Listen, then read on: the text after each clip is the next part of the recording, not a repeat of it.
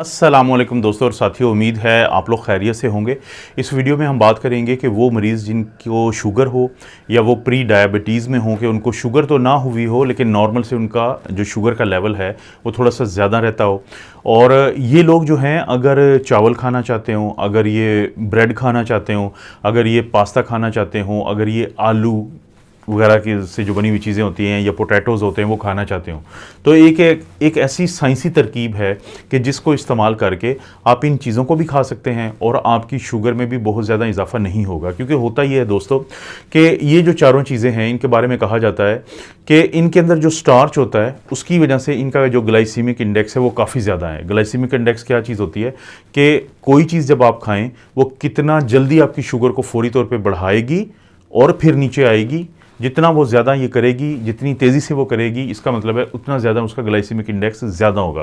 Glycaemic index के ज़्यादा होने से या जो अचानक ग्लूकोज़ आपके खून में ज़्यादा बढ़ जाती है उसका नुकसान क्या होता है? उसका नुकसान ये होता है कि जो ही ग्लूकोज़ बढ़ेगी तो उसको नीचे लाने के लिए फ़ौरी तौर पर आपका पैंक्रियाज या लबलबा जो है उसको इंसुलिन का इखराज करना पड़ेगा। अब वो जो इंसुलिन की सिक्रीशंस होती हैं बार बार और वो ग्लूकोज़ को फ़ौरी नीचे लाने की कोशिश करती हैं, तो आखिरकार जो सेल्स होते हैं हमारे जिस्म के जिनके ऊपर वो रिसेप्टर थे कि जहाँ पे वो इंसुलिन जाके जुड़ती थी और ग्लूकोज को अंदर भेजती थी, तो आहिस्ता आहिस्ता वो उसको जवाब देना बंद कर देते हैं, वो उसको रिस्पॉन्स करना इंसुलिन को बंद कर देते हैं, उसका कहना मानना जो है वो कम कर देते हैं। तो इसको हम कहते हैं इंसुलिन रेजिस्टेंस। तो ऐसी तमाम चीज़ें जिनको खाने को आपका दिल भी बहुत ज़्यादा हो लेकिन उनका ग्लाइसीमिक भी इंडेक्स भी ज़्यादा हो और जिसके नतीजे में फिर डर होता है कि आपको इंसुलिन रेजिस्टेंस हो जाएगी, जिसकी वजह से फिर शुगर की बीमारी होती है, फिर मोटापा होता है और इस तरह के बहुत सारे मसाइल जन्म लेते हैं। तो इसका एक साइंसी हल है। वो साइंसी हल क्या है? यहाँ पर हम बात करते हैं चावलों की, राइस की,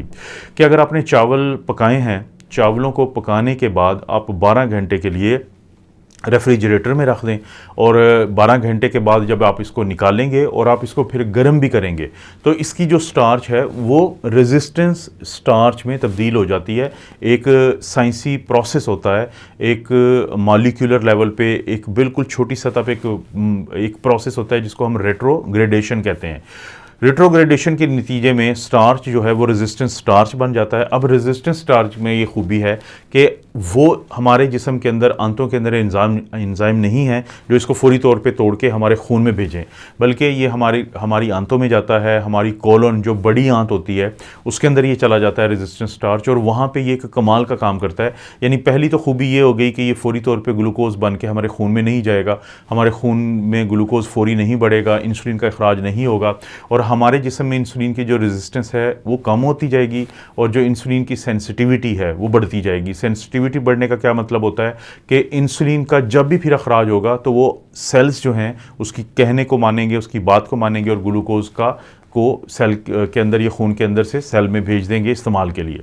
तो इंसुलिन की सेंसिटिविटी बढ़ जाएगी, वज़न कम हो जाएगा और भूख जो है वो कम लगेगी। एक तो ये फ़ायदा हो गया, लेकिन रेजिस्टेंस स्टार्च का एक और बहुत ज़्यादा फ़ायदा होता है कि ये जब आंतों में जाता है, बड़ी आंत में जाता है, कोलन में जाता है, तो वहाँ पे जो अच्छे वाले बैक्टीरिया होते हैं, गुड बैक्टीरिया होते हैं, तो उनकी खुराक का काम करता है। अब ये आप दोस्तों को मेरी वीडियोज़ देख देख के अंदाज़ा है इस चैनल पर भी और कार्डियोलॉजी वाले चैनल पर भी कि अच्छे बैक्टीरिया की खुराक को हम प्रीबायोटिक्स कहते हैं। तो ये जो रेजिस्टेंस स्टार्च है ये एक अच्छी बैक्टीरिया की खुराक का काम करता है जिसकी वजह से उनकी तादाद बढ़ती है और आपकी आंतों में जो सोजिश होती है, इन्फ्लेमेशन होती है, इरिटेबल बाउल सिंड्रोम जो आपके पेट में अक्सर दर्द रहता है, डायवर्टिकुलाइटिस होती है तो पेट में दर्द रहता है मुख्तलिफ जगहों पे, कभी मोशन है, कभी कब्ज़ रहती है, तो इन चीज़ों से आपको फिर निजात मिलती है। यानी आपने बहैसियत एक शुगर के मरीज़ के, एक ऐसा शख्स मर्द या औरत जिसको प्री डायबिटीज़ थी, तो ये चीज़ें भी आप इंजॉय कर सकते हैं। पास्ता, आलू, इसी तरह से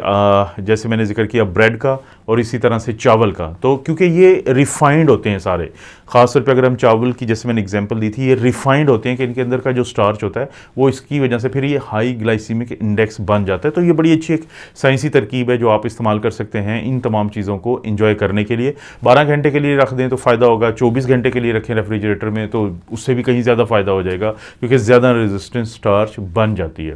दोस्तों आपको पता है इस चैनल पर इस तरह की वीडियोज़ मिलती रहती हैं। वीडियो को लाइक करें, चैनल को सब्सक्राइब करें। कोई भी वीडियो अच्छी लगती है तो नीचे शेयर का ऑप्शन है, उसको इस्तेमाल करके दोस्तों रिश्तेदारों से किसी भी सोशल मीडिया प्लेटफॉर्म पे इस वीडियो को ज़रूर शेयर कर दें। आप अपना और अपनी फैमिली का ख्याल रखें। अल्लाह ताला आपको और आपकी फैमिली को हर किस्म की बुराई भी